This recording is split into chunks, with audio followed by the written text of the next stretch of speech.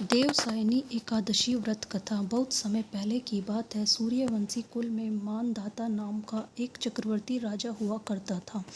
वह बहुत ही महान, प्रतापी, उदार तथा प्रजा का ध्यान रखने वाला राजा था। उस राजा का राज्य बहुत ही सुख समृद्ध था, धन धान्य से भरपूर मात्रा में था। वहाँ की प्रजा राजा से बहुत अधिक प्रसन्न एवं खुशहाल थी, क्योंकि राजा अपनी प्रजा का बहुत ध्यान रखता था। साथ ही वह धर्म के अनुसार सारे नियम करने वाला राजा था। एक समय की बात है, राजा के राज्य में बहुत लंबे समय तक वर्षा नहीं हुई, जिसके फलस्वरूप उसके राज्य में अकाल पड़ गया, जिससे कि राजा अत्यंत दुखी हो गया, क्योंकि उसकी प्रजा बहुत दुखी थी। राजा इस संकट से उबरना चाहता था।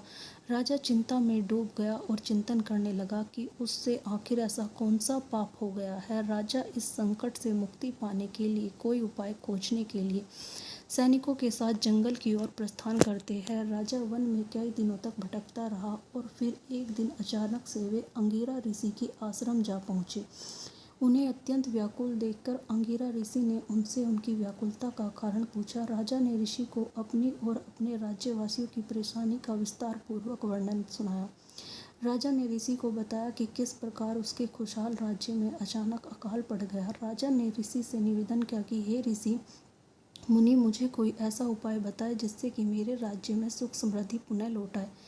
ऋषि ने राजा की परेशानी को ध्यानपूर्वक सुना और कहा कि जिस प्रकार हम सब ब्रह्मदेव की उपासना करते हैं, किंतु सतयुग में वेद पढ़ने का तथा तपस्या करने का अधिकार केवल ब्राह्मणों को है, लेकिन आपके राज्य में एक शूद्र तपस्या कर रहा है।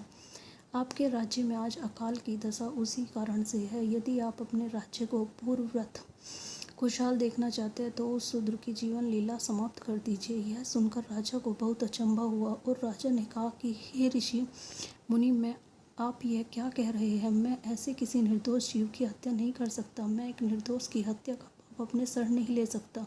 मैं ऐसे अपराध नहीं कर सकता, न ही ऐसे अपराध बोध के साथ जीवित रह सकता हूँ। आप मुझ पर कृपा करें और मेरी समस्या के समाधान के लिए कोई अन्य उपाय बताएं। ऋषि ने राजा को कहा कि यदि आप उस शूद्र की जीवन लीला समाप्त नहीं कर सकते हैं तो मैं आपको दूसरा उपाय बता रहा हूँ।